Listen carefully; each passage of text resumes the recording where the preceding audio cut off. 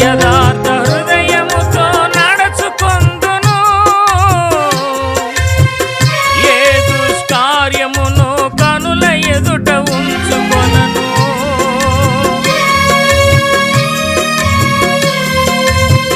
యథార్థ హృదయముతో నడుచుకొందును, ఏ దుష్కార్యమును కనుల ఎదుట ఉంచుకొనను.